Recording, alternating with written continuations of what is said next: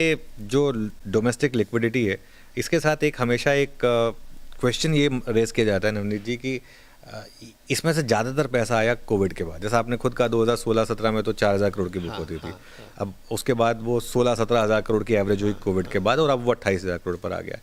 इस पैसे को एक आदत लग गई थी हर साल मिनिमम 15 से 20% रिटर्न देखने की। लो से हम भागे हैं, लेकिन पिछले एक साल में हमारा नेगेटिव रिटर्न है। अगर आप एक साल का भी मुंह देखेंगे, पिछले सितंबर में हमने ऑल टाइम हाई लगाया था 26,000 से ऊपर का, आज हम 25,000 पर हैं। तो कहीं ना कहीं ये रिस्क रहेगा क्या कि इस पैसे को लगेगा कि इससे अच्छा मैं गोल्ड में क्यों ना डाल दूं, क्रिप्टो में क्यों ना डाल दूं, एटलीस्ट वहाँ रिटर्न तो जनरेट हो रहे हैं कम से कम, ये रिस्क रहेगा? या फिर अभी भी आपको लगता है कि नहीं, इक्विटी में जो मज़ा है वो रहेगा और आगे ऐसे आता रहेगा? पिछले 30 साल का इतिहास है हमारे, तो कई फंड्स हैं जो 25-30 साल से इतिहास जिनका है, और जिस तरह की कंपाउंडिंग हुई है, 200 गुना पैसा हो गया, फ्लैक्सी कैप 200 गुना हो गया। क्योंकि मैंने रिटर्न बता दिया, मैं कहूँगा mutual funds are subject to market risk, please read the offer document carefully, past returns are no indication of future returns. But ये दर्शाता है कि कंपाउंडिंग क्या होती है। और आपने सही कहा कि पिछले 4-5 वर्षों में बहुत सारे नए निवेशक आए और उन्होंने ऐसा कोई बड़ा ड्रॉडाउन नहीं देखा है, उन्होंने ऐसा नहीं देखा है कि एक साल में पैसे नहीं बने।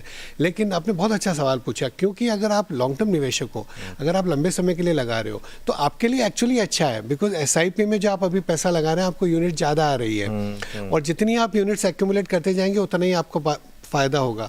ये जो मैंने बताया 200 गुना हुआ फ्लेक्सी कैप में, अगर आप फर्स्ट 4-5 साल देखेंगे उसके, तो उसमें एनएवी में मूवमेंट ही नहीं हुआ। इसीलिए आपके पैसे इतने बन पाए, क्योंकि वो पैसा एक्यूमुलेट हो गया आपका उस जमे पर। अगर हर महीने, हर 3 महीने, हर साल अगर बाजार बहुत बढ़ता रहेगा, तो एसआईपी के निवेशक के लिए अच्छा नहीं है। बिल्कुल। वो कहते हैं ना कि स्टॉक मार्केट में फॉर डेकेड्स नथिंग हैपेंस, और कई बार एक दिन में डेकेड्स हैपन। सबसे बड़ा एग्जांपल कल ओरेकल जिस तरीके से बिल्कुल, और ऐसा ही होता है। तो 30 सालों में पैसे उन्हीं के बने हैं जिन्होंने नियमितता से निवेश किया, जिन्होंने अनुशासन से निवेश किया, जिन्होंने ये टाइमिंग करने की कोशिश करी। तो मुझे याद है कि अक्टूबर 2008 से जब मार्च 2009 तक बाजार नीचे था, बहुत लोगों ने अपनी एसआईपी बंद कर दी। तो आपने पहले तो एसआईपी करी, जब 6 महीने साल भर बाजार नीचे था तब आपने नहीं करी, तो आप यूनिट्स ही एक्यूमुलेट नहीं कर पाए नीचे लेवल पे। बिल्कुल। क्या टैरिफ वाला मामला वाकई में भारतीय मार्केट के लिए अगर ये रिजॉल्व अच्छे से ना हो तो क्या वाकई में एक बड़ा हेडेक बन सकता है? या फिर जिस तरीके के रिसेंट टाइम में डोनाल्ड ट्रम्प साहब के ट्रूथ्स रहे हैं और प्राइम मिनिस्टर ने भी उनको जिस तरीके से रिस्पॉन्ड किया है, एक सेंस बन रही है क्या? पीयूष गोयल जी आए थे हमारे चैनल पर, बोल के गए थे कि नवंबर तक ट्रेड डील हो जाएगी। तो क्या मान के चलें कि ये एक मार्केट होप लेके चलेगा कि वो जो 50% टैरिफ था वो सिर्फ एक नेगोशिएशन टैक्टिक थी और ट्रेड डील जल्द होगी? मुझे लगता है कि भारत ने बहुत ही धैर्य, बहुत ही संयम और बहुत ही मैं कहूँगा कि सूझबूझ के साथ इस स्थिति को मैं कहूँगा निकाला है। और कहीं ना कहीं पिछले कई महीनों में टैरिफ या टैरिफ के बगैर भी जितने भी रिफॉर्म्स हुए हैं, कुछ की हमने बात करी, जिस तरह का डीरेगुलेशन या simplification, ease of doing business पर हम कार्य कर रहे हैं, आई थिंक उस सबका एक दूरगामी अच्छा परिणाम होगा। और टैरिफ का मुझे पूरा विश्वास है, भारत और अमेरिका टेबल पर बैठकर दोनों सरकारें जरूरी चाहेगी कि ये भारत सबसे बड़ी डेमोक्रेसी है, सबसे बड़ी एक आर्थिक शक्ति के रूप में उभर रही है। भारत के पास टैलेंट है, भारत के पास डेमोग्राफिक्स है। अगले 10-15-20 साल में सबसे ज़्यादा कंज्यूमर भारत देने वाला है, सबसे ज़्यादा लेबर फोर्स भारत देने वाली है, और एक ऐसी डेमोक्रेसी और पॉलिटिकल स्टेबल गवर्नमेंट है। तो इससे तो विश्व का कोई भी देश हो, विश्व की कोई भी अगर शक्ति हो, तो वो चाहेगी कि भारत से मित्रता रहे। मुझे नहीं लगता है कि अमेरिका को ऐसा रहेगा कि हमें भारत से एक जो ये टैरिफ का युद्ध है वो लंबे समय चलाना है, किसी हालत में भी नहीं चलाना है। चलिए, ये बहुत अच्छी बात होगी।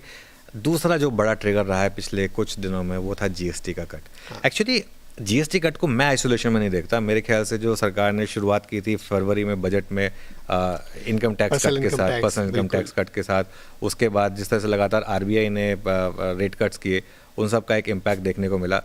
तो इसको फिर आप अब किस तरीके से, इसको आप कितना बड़ा रिफॉर्म मानते हैं आगे जाते हुए? बहुत बड़ा। इन सबको अगर मैं एक साथ देखूं तो 2 या 3 चीज़ें हैं। ये एक तो सरकार का जो ईज ऑफ डूइंग बिजनेस है, जो सिंप्लीफिकेशन वाले पार्ट को आप इग्नोर मत करिए। एक तो रेट कट है, टैक्स का रेट पर्सनल इनकम टैक्स पर और जीएसटी पर है। दूसरा जो सिंप्लीफिकेशन पर ध्यान जा रहा है, डिजिटलाइजेशन पर जो ध्यान जा रहा है, ये सब मिलके क्या करेगी, फॉर्मलाइज करेगी इकोनॉमी को। तो फॉर्मलाइजेशन एक बहुत बड़ी फोर्स है। उसकी वजह से over a period of time tax to GDP बढ़ेगा, मैक्रो इकोनॉमिक स्टेबिलिटी बेटर होएगी, इकोनॉमी के अंदर प्रोडक्टिविटी बढ़ेगी, एफिशिएंसी बढ़ेगी, इनोवेशन बढ़ेगा, उसको हम मेरे ख्याल में कहीं ना कहीं नज़रअंदाज कर रहे हैं। भारत में मैं कई बार मजाक में कहता हूँ, मेरे सीएम मित्र कहते हैं आपने भी रिटर्न भरा है कि लोग इनकम के हिसाब से टैक्स नहीं भरते हैं, टैक्स की एग्जम्पशन देख करके अपना इनकम दिखाते हैं। तो कहीं ना कहीं कई छोटे मझले जो व्यापारी हैं जो कहीं ना कहीं टैक्स नहीं दे रहे थे, धीरे धीरे चाहेंगे कि यार रिटर्न भर के 12 लाख तक तो इनकम नहीं है, कंप्लायंस बेटर करें और उस पैसे को हम सही तरह से निवेश कर सकते हैं। नहीं तो कहीं ना कहीं आप उस कैश को कई जो पैरेलल इकोनॉमी चल रही थी, मुझे लगता है कि बहुत ही सोचा समझा एक बहुत ही बड़ा जो कदम है कि धीरे धीरे इकोनॉमी को फॉर्मलाइज कैसे किया जाए और डिजिटलाइजेशन के जरिए तो एक हमारी इंडस्ट्री को उसमें एक बड़ा फायदा होगा। जैसे जैसे इकोनॉमी फॉर्मलाइज होएगी तो लोग बाग हमारे जो सेविंग्स को कहीं ना कहीं ऐसी जगह लगाते थे जो पैरेलल इकोनॉमी में चलती थी, वो अब एक मेन स्ट्रीम इकोनॉमी में आएगी, तो कंज्यूम भी करेंगे, जीएसटी देंगे और दूसरी तरफ जो निवेश करेंगे वो बाजारों में आएगा, बाजारों से अर्थव्यवस्था को फायदा होगा। बिल्कुल, ये आपने एक और इम्पॉर्टेंट बात कही, हालांकि मैं बहुत ज़्यादा आपसे सेक्टोरल बात नहीं करना चाहता, लेकिन जो आपने ये बात कही कि पैसा जो है वो सही जगह चैनलाइज होगा। एक जो हमारा बड़ा सेक्टर नहीं चल रहा है वो है लार्ज कैप प्राइवेट बैंक्स। क्या एक हम स्टेज में आ गए हैं जहाँ बैंकों को पैसे मिल ही नहीं रहे और वो सारा का सारा पैसा बाकी एसेट क्लासेस को चेस कर रहा है, खास तौर से इक्विटीज़? मुझे लगता है एक तो एक गलत धारणा है कि अगर यहाँ पैसा आ जाएगा तो बैंकों के डिपॉजिट पर असर होगा। अगर अनुज आपने कोई हमारे फ्लेक्सी कैप फंड में पैसा लगाया तो वो आपके बैंक अकाउंट से इस बैंक अकाउंट में आ गया, हमने कोई शेयर खरीदा और उसने बेचा तो उसके बैंक अकाउंट में चला गया। डिपॉजिट तो जब कम होगी कि अगर कैश विद पब्लिक बढ़ जाए, अगर लोगों ने एटीएम से पैसा निकाल लिया तो वो डिपॉजिट कम होगी, या फॉरेन इन्वेस्टर ने बेच दिया और वो कहीं ना कहीं कन्वर्ट होकर देश से बाहर पैसा चला गया तो डिपॉजिट में फ़र्क पड़ेगा। बाकी तो ये सब सर्कुलेशन से इसे डिपॉजिट पर बड़ा फ़र्क नहीं पड़ना चाहिए। और मुझे लगता है कि अंडर पेनिट्रेशन इतना ज़्यादा है अभी भी फाइनेंशियल सर्विसेज में, ओवरऑल क्रेडिट टू जीडीपी कम है। आरबीआई ने जिस तरह के कदम उठाए, कहीं ना कहीं बैंकों में वापस जब क्रेडिट ग्रोथ बढ़ेगी तो मुझे लगता है उन्हें फ़ायदा ही होगा। ओके, तो मतलब बैंकों को लेकर कोई डरने की जरूरत नहीं, क्योंकि इसलिए कह रहा हूँ कि देश का सबसे बड़ा सेक्टर है, मार्केट का सबसे बड़ा सेक्टर है। बिल्कुल। और वैल्यूएशन मुझे लगता है कि अभी अच्छे, अगर हम लॉन्ग टर्म एवरेज के नज़रिए से देखें तो प्रॉफिट ग्रोथ के कंपैरिजन में वैल्यूएशंस उनके ठीक है अभी।